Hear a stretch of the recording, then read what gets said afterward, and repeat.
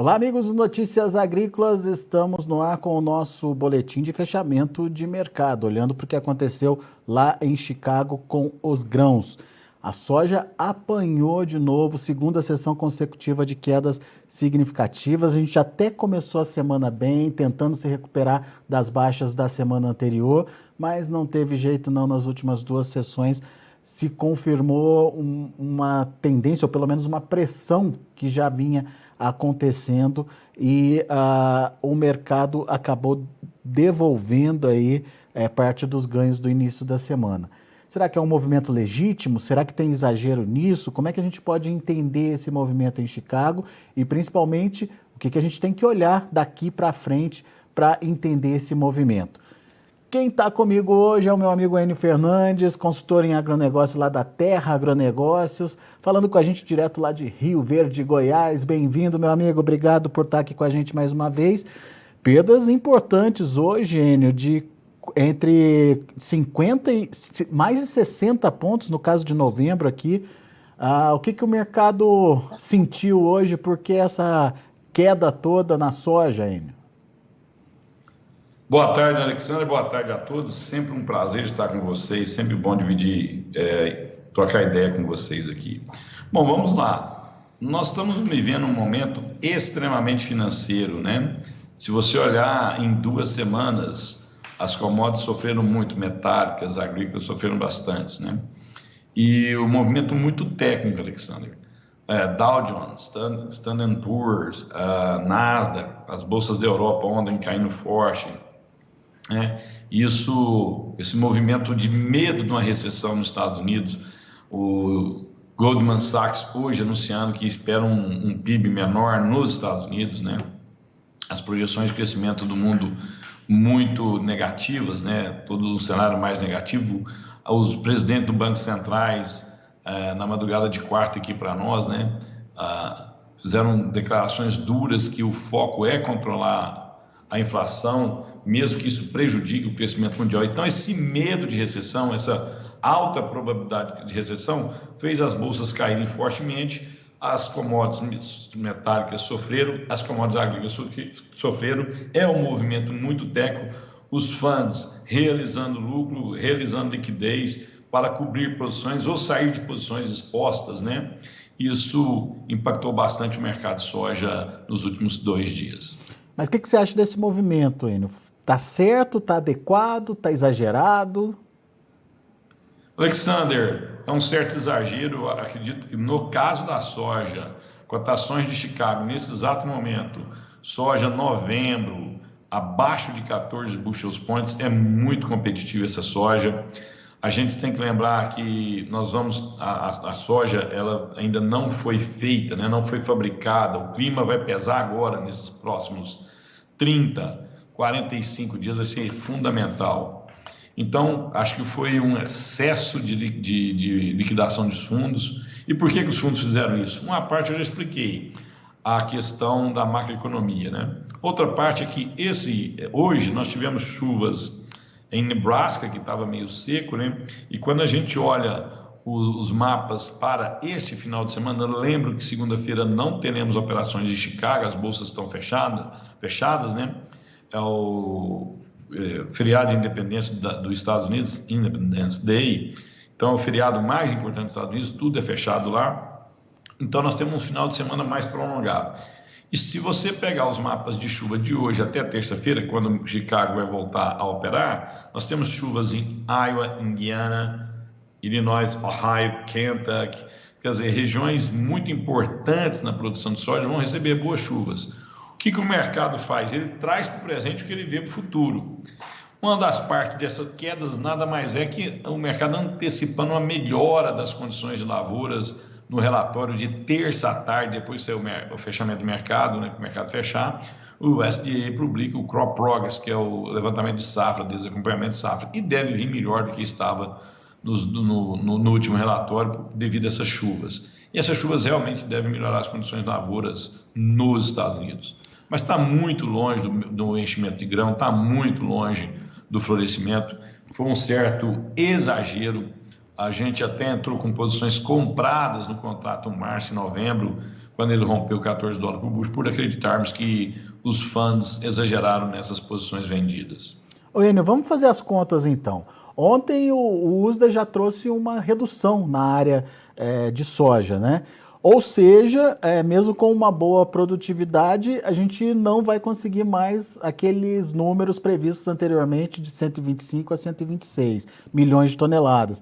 Que daquele tamanho, com a safra daquele tamanho nos Estados Unidos, já gerava um estoque de passagem relativamente apertado para o ano que vem, né? Como é que ficam essas contas agora, Enio? Bom ponto esse seu. A gente vê algumas pessoas tentando entender o mercado de soja. Quando o mercado é altista, elas são altistas. Quando o mercado é baixista, elas são baixistas. Isso não é tentar entender o mercado, é narrar o mercado, né? Agora, essa pergunta que você me fez faz a gente pensar sobre o mercado. Por isso nós acreditamos que foi um excesso de liquidação, um excesso de desmonte de posições. Se nós pegarmos a área plantada dos Estados Unidos e a área colhida, lembro que a área colhida é um pouco menor que a área plantada, e pegarmos essa área colhida, multiplicarmos por 51,5 bushels por acre, nós vamos ter uma safra americana entre 122 e 123 milhões de toneladas. Com a safra no último relatório de USDA, de oferta e demanda mundial, que foi no mês passado, né? No dia 12 do mês passado, projetou uma safra americana de 126, com estoques de passagem de 7,5 milhões de toneladas. Isso daria um consumo americano, consumo interno e exportação, alguma coisa perto de 23 dias. Com essa redução de produção, mantendo a mesma produtividade, 51,5, nós teríamos 122 milhões, 123 milhões de toneladas. Esses estoques de passagem seriam até menores. Isso deixaria esse preço em Chicago bem atrativo para as compras. Algumas pessoas podem afirmar assim, mas nós vamos ter recessão no mundo, o mundo vai crescer menos, a China vai comprar menos. Na verdade, as vendas americanas para a temporada que vem já estão bem acima do que era para estar. Geralmente era para estar vendido 9 milhões de toneladas, estão com mais de 11 milhões de toneladas vendidas, né? Esse é um ponto. Segundo ponto, a China não está completamente coberta para julho e agosto. A soja brasileira vai ficar muito competitiva com essa cotação da moeda norte-americana acima de 5,30, né? Nós ficamos muito competitivos. Mas mesmo assim, o estoque de soja que tem nos Estados Unidos é muito pequeno. É muito pequeno. Quando você olhou os estoques trimestrais dele, vê um pouco acima do que o mercado projetou, mas mesmo assim são estoques pequenos. Outro ponto que a gente tem que olhar é o preço do petróleo, né? O petróleo hoje operou em alta de novo, recuperando parte das quedas de ontem. O preço do petróleo mais altos favorece um consumo de óleo de soja, favorece o consumo de outros óleos. Logicamente, nós estamos vendo o óleo de palma cair fortemente com a Indonésia voltando na exportação, mas quando a gente olha o quadro de oferta e demanda de óleo no mundo, quadro de petróleo do mundo, e principalmente o carry-out, o estoque de passagem nos Estados Unidos para essa temporada é muito apertado. Até acredito que depois da colheita americana nós podemos ter preços abaixo de $14. Mas até lá, daqui até essa safra se consolidar, a gente tiver certeza do que vai produzir, preços de $14, $13,90 são extremamente atrativos para aquisições. Pois é, atrai o comprador nesse caso, e isso pode estimular uma retomada dos preços, na sua opinião? Nós vemos afirmando há vários dias, em vários canais de comunicação e mídia que nós participamos, afirmando que vai ser um mercado de clima extremamente tenso, que nós teríamos limite de alta num dia, limite de baixa no outro dia. Eu não vejo muita mudança nisso. Qualquer problema climático nos Estados Unidos, nós podemos ter uma reversão completa desse quadro, preço subindo fortemente. Quanto mais seguro o mercado estiver da safra dos Estados Unidos, maior pressão nos preços. Só que eu acredito que nós já caímos demais, nós já cedemos demais, o mercado já realizou demais, né? De novo, levando em consideração a produtividade média americana, a área colhida americana e os estoques de passagem dos Estados Unidos. $14, $13,90, $13,85 são preços extremamente atraentes. Muito bem. para a próxima temporada, né? Outro ponto, só para não deixar de finalizar a nossa história, né? Você também, naturalmente, você tem um afastamento das origens da ponta vendedora. É só você ver o que aconteceu no Brasil e Estados Unidos nos 2 últimos dias. Quedas fortes, todos se afastaram da ponta de venda na soja. Quer dizer, tem menos oferta disponível, tem mais atração aí por parte do comprador. Enfim, essa soja vai ser disputada. Isso é o que nós acreditamos, que nós vamos ter uma recuperação. Só que a gente tem que lembrar, Alexandre, se ela subir 40 pontos, ela ainda estará abaixo do que ela caiu hoje, do que ela era ontem, entendeu? Então a gente tem que acompanhar muito de perto alguns itens. Primeiro, como vão ser, eu acho que é um dos únicos que estamos falando nisso, né? Esse comportamento da taxa de juros nos Estados Unidos. E inúmeras vezes que nós conversamos com vocês, o mercado era altista, nós falamos assim, ó, quando o Federal Reserve, que é o Banco Central dos Estados Unidos, aumentar agressivamente os juros, vão cair as ações, vão cair os equities e as commodities vão sofrer. Aconteceu exatamente o que eu falei. Agora, o sentimento é de muita recessão, é de muito medo, que nós podemos ter uma recessão no mundo.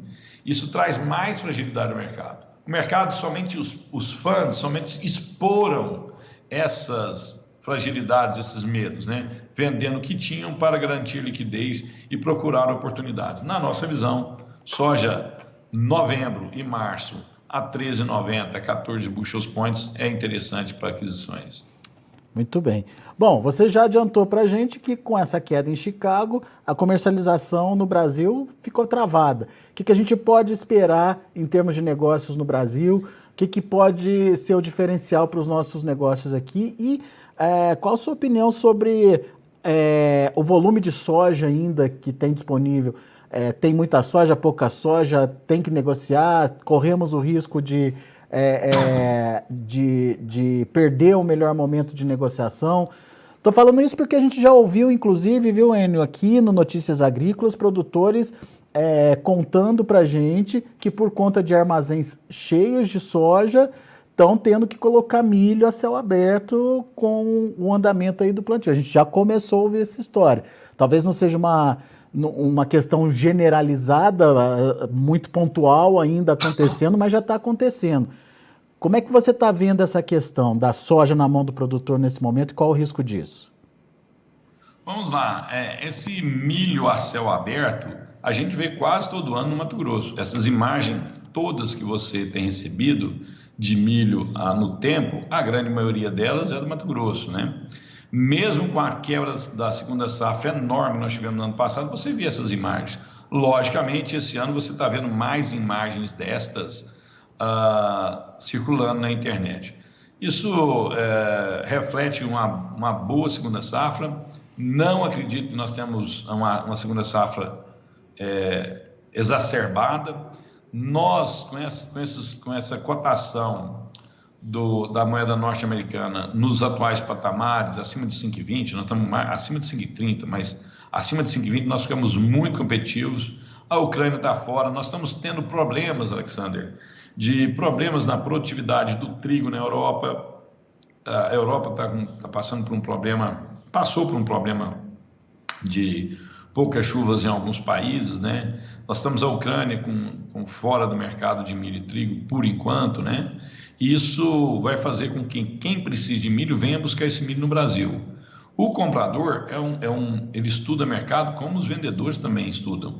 Ele vai comprar agora da mão para a boca, o mínimo necessário para não inflar os preços. Mas nós vamos ver os números de exportação brasileira de milho crescerem fortemente. Nós acreditamos em exportações de milho acima de 40 milhões de toneladas. Se nós exportarmos até janeiro de 2023, que a exportação de milho termina em janeiro de 2023, se nós exportarmos milho até janeiro de 2023, 40 milhões de toneladas, isso vai amenizar essa pressão dos preços do milho. Por que eu estou falando do milho se você me perguntou por soja? A gente tem que lembrar que nós perdemos 20 milhões de toneladas de soja no Brasil. Nós vamos exportar menos porque nós não temos soja. Já passou o melhor momento? Para quem precisa negociar em dólares, logicamente essa soja velha já passou. Para quem precisa negociar em reais, Não, a gente pode ter preço da moeda norte-americana mais forte ainda, ou melhor, o real mais desvalorizado por essas questões dessa PEC que foi aprovada, a proximidade com a eleição, discurso de candidatos. Lembro que as definições totais de chapa é em 5 de agosto, hein? A gente ainda tem mais de um mês antes de criar esse quadro, né? No final do dia seguinte, nós vamos ver essa demanda por soja continuar, os produtores vão vendendo paulatinamente, os preços da soja, na nossa visão, em reais, devem ficar estáveis, né? Você não tem motivo para esse preço cair tão fortemente, até porque as quedas em Chicago, na nossa visão, já foram solidificadas, e daqui para frente a gente tem naturalmente uma disputa entre mercado interno e mercado externo. Salientando que nos últimos 10 dias, devido a uns problemas logísticos que nós estamos tendo em algumas regiões, porque o caminhoneiro prefere fazer o frete curto do que o frete muito longo, porque ele ganha mais nesse frete curto. Então, essa necessidade que o produtor está tendo de tirar caminhões das estradas para transportar a segunda safra do seu campo para os armazéns, diminui a oferta de caminhão. Logicamente, você dificulta as exportações. Mas, quando a gente olha, nós vamos exportar 77 milhões de toneladas. Se a gente tirar 77 milhões de toneladas, mais do que a gente esmaga, o nosso toque de passagem no final do ano vai ser apertado. Não que isso vai fazer os preços explodirem, isso vai depender muito da moeda norte-americana, mas os prêmios vão ser prêmios fortes. Nós estamos falando de Chicago a $14, com um prêmio de 160, 170 acima, né? Os prêmios mostram que tem demanda por soja. Boa, Enio. Então, dá para se planejar, dá para esperar a oportunidade, não precisa se assustar com esse preço caindo, então. Não, mas o erro é esperar demais, né? Eu preciso lembrar também aos produtores, né, que as empresas trabalham com planejamento. Depois de setembro, a grande maioria das empresas vão virar seu foco completamente para a exportação do milho. Tá. Ela vai exportar soja? Vai exportar soja, mas o foco maior são as exportações de milho. Aproveitar essas oportunidades que o volume de milho vai estar sempre para as exportações. Então, o produtor não pode ficar ad eterno esperando isso, né? Recomendar também acompanhar muito de perto, mas muito de perto, o comportamento do preço do petróleo e principalmente da moeda norte-americana. Cada vez que você vê a moeda norte-americana subindo, cada vez que você vê o petróleo subindo, a sua soja que está na sua mão, ela fica mais competitiva. Mas se você não tiver um plano de venda, se você não saber qual é o preço que você quer para vender, você nunca vai vender. Chicago caiu, os preços internacionais caíram, mas nós vimos ontem nos portos R$200 a saca. Hoje na parte da manhã, R$199, R$198 a saca nos portos. Era o preço que o produtor queria vender R$200 nos portos. O preço mais alto nos portos, se eu não me engano, foi 210, 209. Nós estamos falando de 200, quer dizer, será que isso é um erro? R$9 um saco de soja no período de março para cá, de fevereiro para cá? Então, assim, cuidado para você não esperar demais, não se encantar com o canto da sereia e não sair da sua posição. De novo, a gente tem que analisar dados. Momentos que está muito barato, você entra na ponta compradora. Momentos que os preços estão altamente remuneradores, você tem que vender. Boa. E esse momento é favorável para o comprador, não é certo? Para o comprador em Chicago, mas preços nos portos. Boa pergunta sua. Para quem opera Chicago, para quem tem hábito de fazer posições em bolsas ou hedges ou não, preços de $14, R$13,90 Chicago, na nossa visão, são preços interessantes de aquisição. Mas preços nos portos brasileiros a R$200, R$205, são preços extremamente interessantes para você vender soja física velha aqui no Brasil, ou nos portos ou no interior. A gente usa o preço do porto para cada uma região sua fazer a diferença de base do porto para a sua região. Preços de R$200 ou acima de 200 são extremamente interessantes para a venda. Boa. Claríssima explicação do Enio. Portanto, você que está nos ouvindo nesse momento, preste atenção, faça seu planejamento, evite sentar em cima da soja. Obviamente, faz um preço ali onde você cobre seu custo de produção, tem uma rentabilidade, se for favorável para você, vai participando do mercado à medida que aqueles preços vão sendo atingidos aí. É importante para você não ter essa soja parada aí no seu armazém. Enio Fernandes, meu amigo, obrigado mais uma vez pela sua participação conosco aqui no Notícias Agrícolas. Volte sempre, Enio. Alexander, sempre um prazer estar com vocês. Um último recado antes de me despedir. Lembre o seguinte, hoje a taxa Selic nossa está a 12% ao ano, 13% ao ano. Se você vender sua soja e aplicar seu dinheiro, você ganha mais ou menos 1% ao mês. Lembre-se disso. Um grande abraço, uma grande segunda safra para todos. Tchau, tchau. Ô Enio, deixa eu só aproveitar você aqui e colocar o Samuel Aguiar na discussão aqui. Ele fez umas considerações importantes para a gente trocar uma ideia aqui. O Samuel está participando com a gente pelo YouTube e ele diz o seguinte: Enio, quando estava 210 nos portos, as cooperativas estavam pagando 202 na lousa. Agora está 200 nos portos, mas as cooperativas baixaram para 175. Por isso que o cooperado não quer vender nesse momento. É uma explicação dele para o que está acontecendo no interior. Bom, vamos lá. Primeiro quero agradecer o posicionamento dele e a gente tem que entender qual que é a função do comprador, né? Ele tenta comprar o produto o mais competitivo possível. As cooperativas também não podem ser tão diferentes assim. Por quê?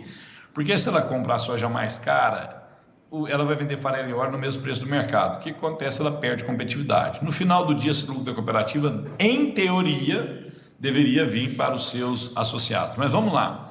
Quando estava 210 na tela, lá nas cooperativas estava no Porto e lá na cooperativa estava 202, nós estávamos no começo da colheita. Todos estavam sedentos pela soja, né? Queriam internar a soja dentro de seus armazéns, queriam garantir o produto a ser esmagado e processado no decorrer do ano. Esse é um ponto. Segundo ponto, os fretes subiram muito. Não só as cooperativas, as trades fizeram um planejamento o qual elas erraram absurdamente. A gente acha que funds, trades não erram. Eles estão perdendo por tonelada de soja quase R$50 por tonelada no frete. Planejaram um frete e esse frete está R$50 mais caro. E essa situação não deve amenizar, mesmo porque os custos do petróleo vão continuar altos, né? A gente está vendo o que está acontecendo com o petróleo em Nova York e o preço do dólar. Isso traz o preço do petróleo, do óleo diesel caro aqui. E no final do dia, o frete é calculado por óleo diesel. O caminhoneiro não tem outra conta a fazer. Ele precisa gastar o mínimo de óleo por quilômetro rodado. Então, essa disputa maior no começo pela soja, o que me forçava a ser mais competitivo, e a alta dos custos logísticos fez essa distância acontecer. Mas o que importa para o mercado internacional é o que você tem de soja preço porto. No porto é o que me interessa. Aí eu tenho que fazer a conta de trás para frente. Essa daqui para trás, do porto para trás, reflete muito a nossa capacidade ou a nossa incapacidade logística. Por esses dois motivos, os preços distanciaram dos portos para as cooperativas. Boa, Enio. Obrigado, viu? E obrigado a você também, Samuel, pela participação e a todos os internautas que estão acompanhando a gente também pelo YouTube. Lembrando que você também pode se inscrever aqui no nosso canal do YouTube, Notícias Agrícolas Oficial, e acessar aquele sininho para que toda vez que tiver um material entrando ao vivo, um boletim novo no ar, você seja notificado, tá bom? Então, fica aí o convite para você participar também desse nosso grupo aqui no YouTube. Muito bom, Enio Fernandes, agora sim, muito obrigado, meu amigo, um grande abraço, até a próxima. Um grande abraço a você, um grande abraço ao Samuel, pergunta inteligente dele. Que Deus ilumine a todos, um fantástico final de semana. Tchau, tchau. Valeu. Tá aí, Enio Fernandes aqui com a gente, trazendo informações do mercado. Vamos ver como se comportaram os preços. Quedas, como eu disse, bastante fortes em Chicago para a soja, de olho na tela. Olha aí, o julho, 16 dólares e 26 centes por bushel, queda de 49 pontos. Agosto perdeu quase 51 pontos aí, 15 dólares e 9 centes por bushel. Setembro, 14 dólares e 16. a queda de 58, quase 59 pontos de baixa, e o novembro perdendo os 14 dólares por bushel, caindo 62 pontos, mais 75. Esses são os números da soja. Vamos ver o milho. O milho teve um dia positivo para o primeiro vencimento de julho, quase 11 pontos de alta, 7 dólares e 54 centos por bushel. Setembro caiu 9 pontos, 6 dólares e 19 centos por bushel. Dezembro, 6 dólares e 7 centos por bushel, 12 pontos e mais 25 de queda. E o março, 6 dólares e 13 centos por bushel, perdendo 12 pontos e meio. Esses são os números do milho. Vamos ver o trigo. Para julho, 8 dólares e 31 centos por bushel, queda de 37 pontos e meio. Para setembro, 8 dólares e 46 centos por bushel, 38 de queda. A mesma queda para dezembro, que fechou a 8 dólares e 62 centos por bushel. E o março, 8 dólares e 75 centos por bushel, caindo 35 pontos e meio. Trigo também se distanciando das máximas do ano. A gente chegou a ver trigo acima dos 12 dólares por bushel lá em Chicago. Muito bem, são os números de hoje de fechamento do mercado. Agradeço a sua atenção, a sua audiência, a sua participação aqui conosco no Notícias Agrícolas. Notícias Agrícolas, 25 anos ao lado do produtor rural. Se inscreva em nossas mídias sociais. No Facebook, Notícias Agrícolas. No Instagram, @Notícias Agrícolas. E em nosso Twitter, @Norteagri. E para não perder nenhum vídeo, não se esqueça de nos acompanhar no YouTube e na Twitch, Notícias Agrícolas Oficial.